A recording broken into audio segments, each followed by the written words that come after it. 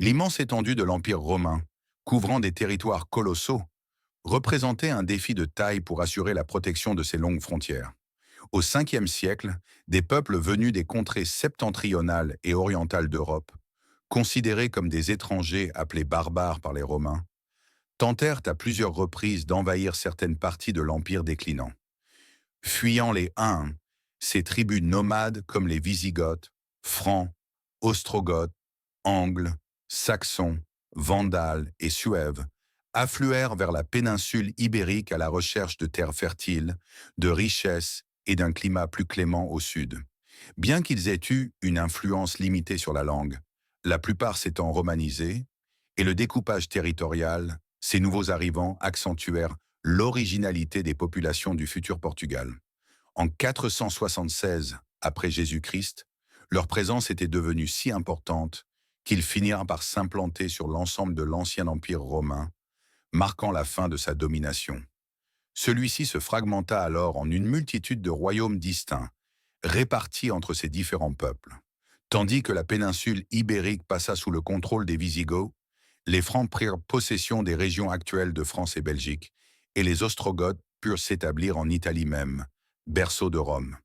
Les premiers à s'installer dans la région furent les Alains, peuple iranien originaire du Caucase, qui s'implantèrent en Lusitanie en 409 sous l'autorité de Rome, avant d'être dispersés ou intégrés aux Wisigoths, également aux ordres de Rome, en 416. En 418, ces derniers furent dépêchés pour mater les Vandales installés en Bétique depuis 411 et semant le chaos alentour. Repoussés, les Vandales finirent par gagner l'Afrique du Nord en 429. C'est à cette époque que Suèves et Wisigoths occupèrent le territoire du futur Portugal. Arrivés vers 419, les Suèves s'établirent en Galaetia, y fondant un royaume à l'origine de la future Galice et du comté portugais.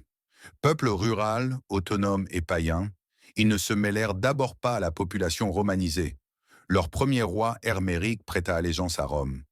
Rapidement, les Suèves cherchèrent à s'étendre, évinçant Alains et Vandales, mais butant sur les Wisigoths en 418.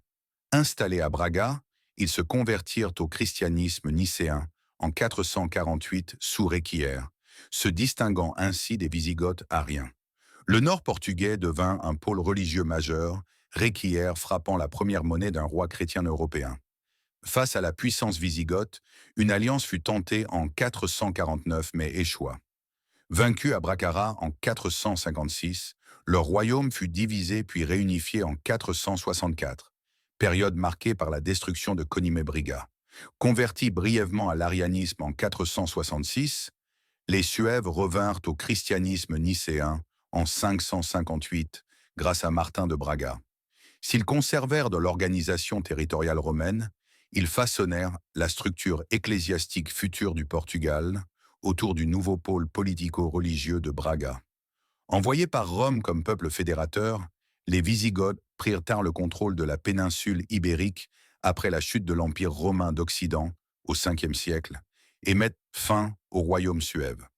De 507 à 711 après Jésus-Christ, ces envahisseurs barbares régnèrent sur un vaste royaume wisigothique englobant l'Espagne ainsi que le Portugal actuel.